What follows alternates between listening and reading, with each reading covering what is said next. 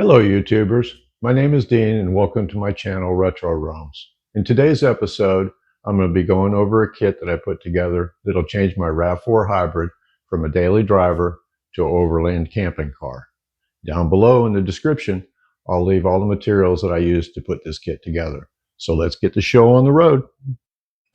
I've traveled around the country a couple times in this car and I found some things that were useful. One thing is I needed the kit to be light, easy to install, and easy to take back out of the car. There are things that needed to be in the car and things that need to be stored on top. Also, I didn't go with oversized tires. I went with regular Falcon Wild Peak trails so I could continue getting good gas mileage.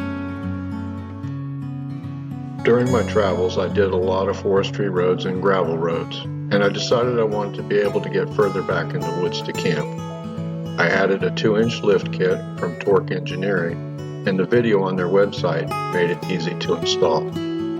I also added fog lights with factory switches. I added ditch lights and a light bar that are both removable. I also added a skid plate for the engine and a tow hitch recovery hook that had a skid plate included. So now let's get into installing the kit. So one thing I started thinking about was the best way to put a bed platform in here. One thing I realized is that when you put the seat down, the seat doesn't lie flat. Even though I put a mattress in there a few times, and I'm able to lay in there, I'm 6'2", I'm able to lay in there comfortably with the seat forward. The mattress still isn't flat. So one thing that I see some people doing is they're removing the seat itself, but with this being a hybrid and it filters air to the battery, I didn't think this was a good idea. What I decided to do is to remove the seat back itself so that I would be able to put a flat platform in there to put my mattress on. In my RAV4, you simply pull this out. You just have to put your hand underneath and pop it out, because there's these little plastic tabs here. You don't want to break those off. What that will do is reveal two 9/16" bolts. There's one here and one here that need to be removed. After you remove both these bolts, what I like to do is I like to leave the bolts in the seat so they don't get lost. So I just move these brackets forward or backward out of the way, and I put the bolts back in a couple turns. Now once I've moved the brackets backward and they're out of the way, I pull the seat up a little bit and get that out of the way. There's one more bolt that we're going to have to remove, and it's the seat bolt, which is right here. That's also a 9/16" bolt.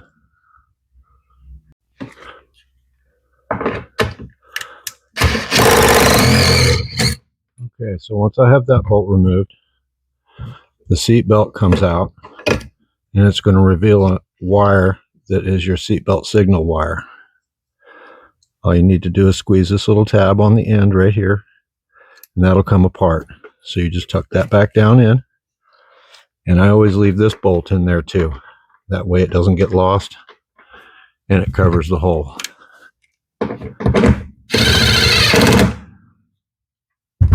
Now you're ready to remove the seat from the car. I always put this seat down when I'm in traveling mode. Right here there's a clip that you pinch to be able to remove the headrest.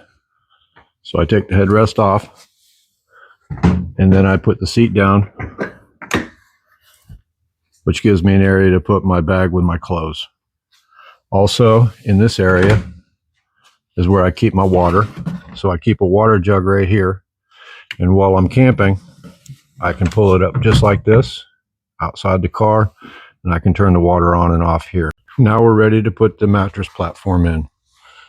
So what I do, I built this out of 1/2-inch plywood and coated it with speaker carpet so it matches the car. I just slide this right up over the seat,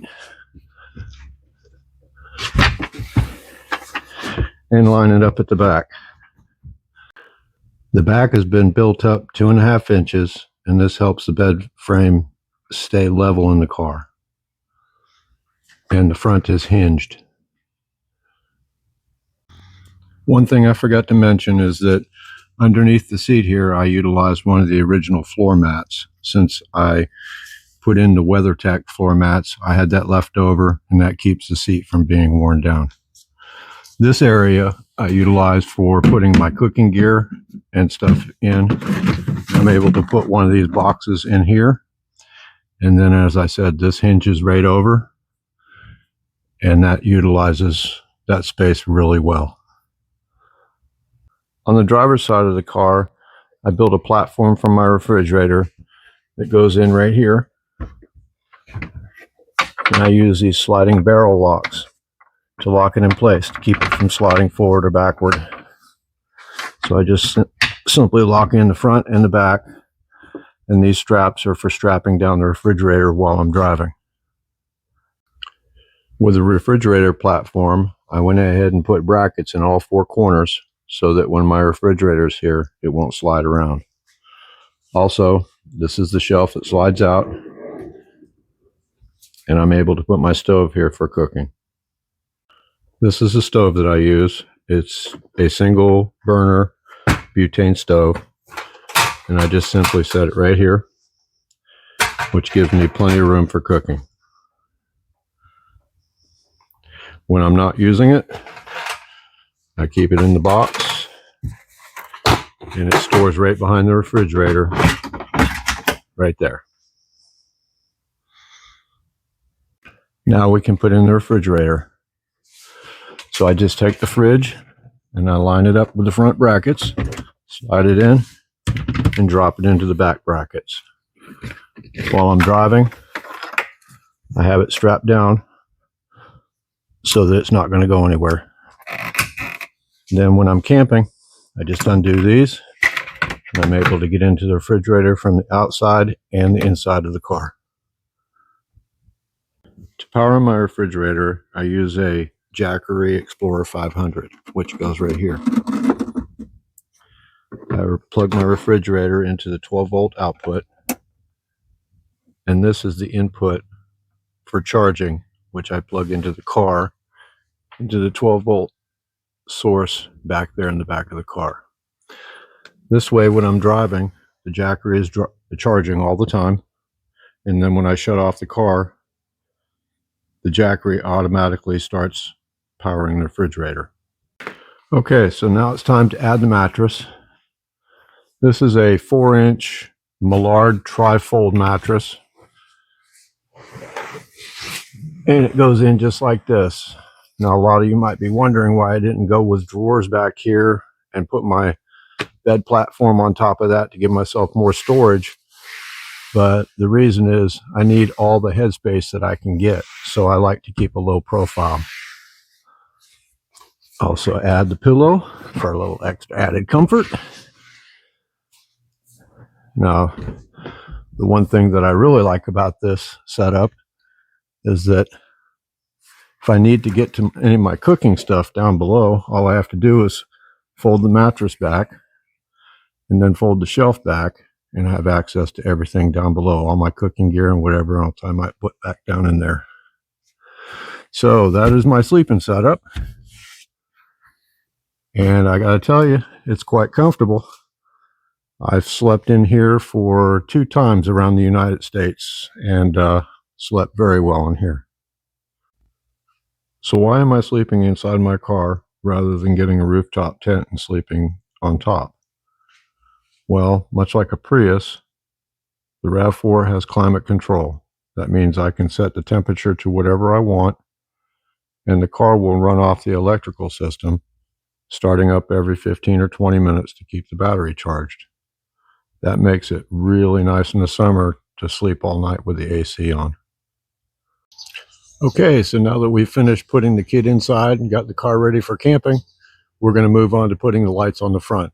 We're going to be putting on ditch lights and a light bar, and those are both all pre-wired and ready to plug in. To make it easy to put my lights on, I put together a kit.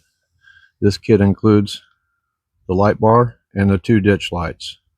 The ditch lights are already mounted to the brackets, and they already have the plugs on the end, so all I have to do is plug them in and bolt them.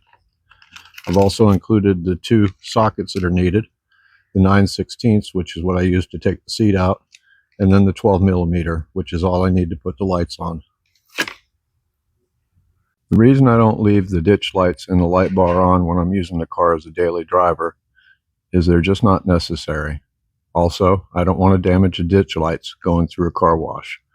So let's go ahead and put on the ditch lights first. On the driver's side, there's going to be 1 bolt that needs to be undone, and it's this bolt here. And on the passenger side, there's 1 bolt that needs to be taken off, and it's this one here. Also, both sides have pre-wired wires with plugs where I can plug the lights in. That's for the passenger side, and this one is for the driver's side.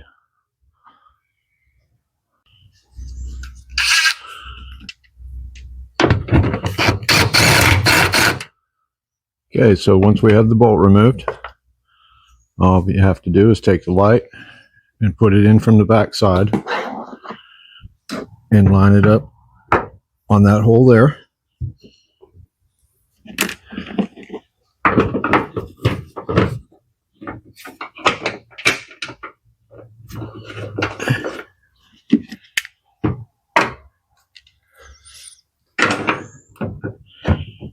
And then torque it back down.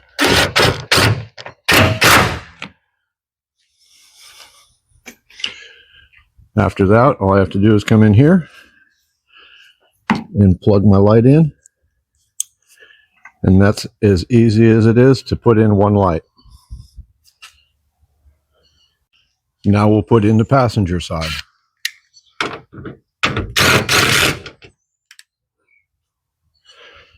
Same thing. Take the light, bring it in from the back side,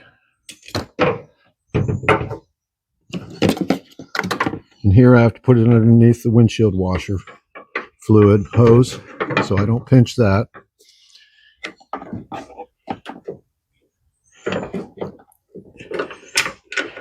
And just line the bolt up.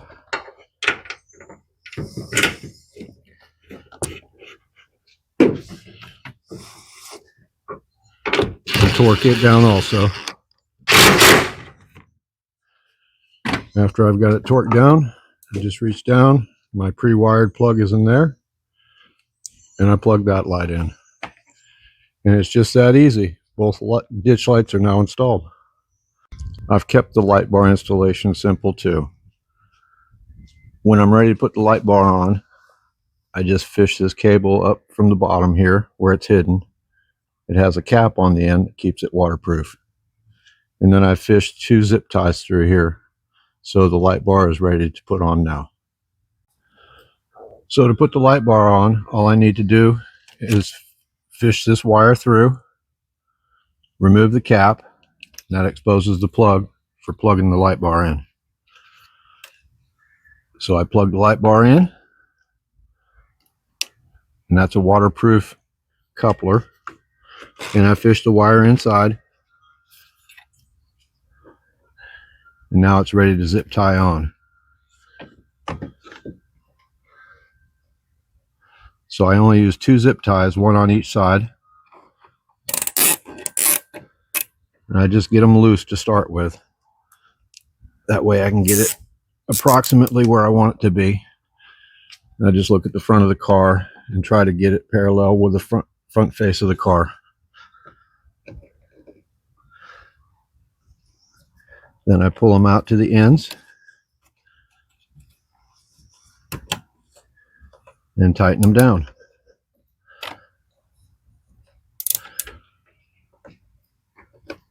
And tuck the wire in.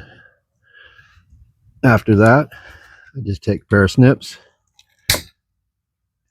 and I snip off the ends.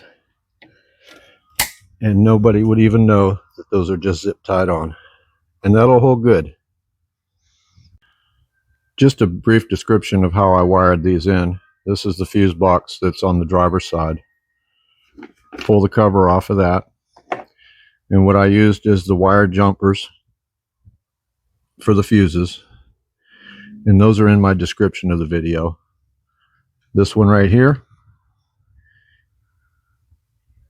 is for the light bar. And this one here is for the ditch lights. Also, all the grounds are right here. There's 3 grounds. One for the light bar, one for the ditch lights, and one for the fog lights. So they all ground out at the same place. These lights here, these accent lights, those are wired in with my parking lights. So whenever the parking lights come on, those come on. For my light switches, I did not want to go with an aftermarket light switch panel. I wanted to keep the car looking as factory as possible. I went online and I found this LED switch, which is also in my description, which matches the backlighting of the car very well. This runs my ditch lights. The on switch also matches the car pretty good. For my light bar, I wired it in with my fog lights. So I used the fog light switch that came with the kit, which is right here. Also, the backlighting matches really well, and the on switch looks good too. So all in all, I'm very happy with how the lights and the switches came out. I also added protection to the bottom of the car by adding a skid plate in the front and the back. The one on the front is a rival skid plate that covers the entire engine. It was not hard to put on. All I did was follow the instructions online. It was pretty straightforward. And I feel much better about having some protection underneath the car. On the rear of the car, I added a skid plate that goes into my tow hitch receiver. What I've done with it is I added Velcro, the fuzzy part, here and along the top to keep it quiet while I'm driving. I also added a recovery hook to the back. So how this goes in, all I have to do is slide it into the tow hitch receiver, put the pin in,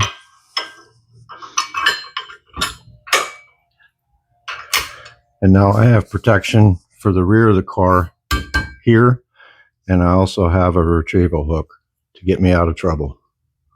Okay, so now we're ready to put the awning on the RAV4. This is my awning. I've already installed the brackets that came with it. They're pre-positioned to line up with the crossbars that are on the car. I have the factory Toyota crossbars. So let's go ahead and put the awning up here and get it ready to install. Okay, so these are the factory crossbars on the Toyota RAV4. They're aerodynamically shaped, so there's only a certain type of adapter that can go on here. This is from Yakima, and I have these in my description. On the back, they have a threaded fitting that stays on there. All you have to do is take 2 of them, you spread them apart, and they'll go right on. And you bring them out here, and this is what the rack will end up bolting to. This is the rear rack, and it goes on exactly the same way. I always make sure that the holes are facing the rear, just because that seems a little bit more aerodynamic to me. So we get those put on, and now we're ready to put the rack on. What I'll do is I'll get the hole lined up. I'll put the bolt in, get it lined up. Then I usually squeeze it from the bottom to make sure that the nut doesn't pop out. And now you just get it started. Just get a few turns to get it started so that it stays there. Then I'll pull the whole rack back until the second one lines up. Put that bolt in, and I do the same thing. Get it started. Then I go around and I do the same thing on the front. Go in, squeeze it from the bottom, get the hole lined up, put the bolt in, get it started.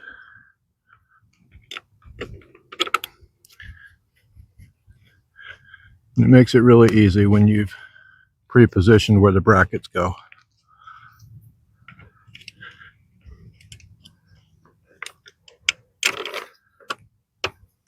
and I get the second one started. Now I can take the Allen wrench that came with it and get them tightened up.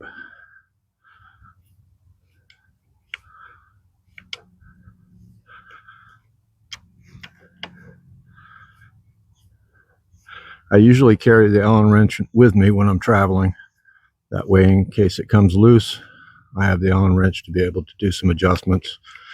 But I've been around the country twice, and checking it, I've never had to adjust it.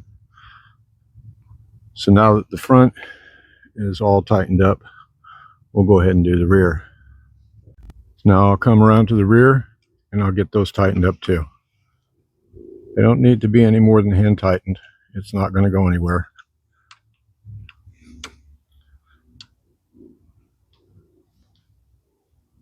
And that's pretty much it. Now the awning is mounted to the car. And this is how the awning looks once it's on the car. It's on there good and solid, and it's centered over the rear door, which is normally where I'll get in and out of the car when I'm camping. Sometimes I'll use the rear hatch, but a lot of times, mostly, I use the side door. And if I have the awning out, it gives me a nice dry place to get out of the car. So the last step before we go on our trip is to put the Thule cargo carrier on top of the car. I'm going to put it up there, and then I'll show you how it attaches. The Thule comes with 4 locking mechanisms that are like claws that go over the crossbars. When you put them in, all you have to do is tighten it down from the inside, and it'll tighten onto the crossbar once you lower it down. I'm just doing this to show you how it works.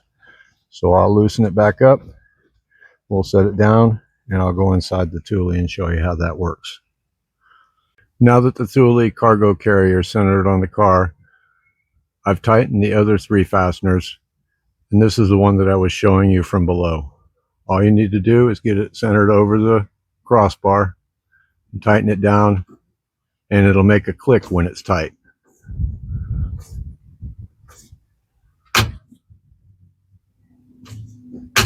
That shows that it's tight. So now the cargo carrier is fastened to the car. The nice thing about this cargo carrier is that it opens from either side. And I'm able to lock all my valuables on top of the car, so I don't have to worry about anything if I go into the store or if I leave the vehicle. Now I'll show you the inside. So you can see there's the 4 couplers. There's one there, one on the other side, one in the front, and the one we just tightened. So that's all there is to it.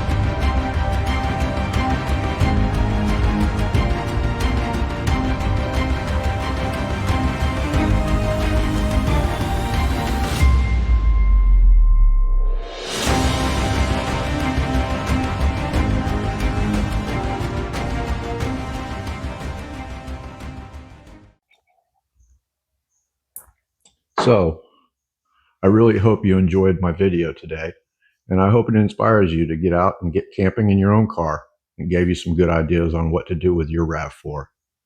If it did, please like, share, and subscribe, and I hope to have some more videos out soon. I really appreciate you watching. Have a great day.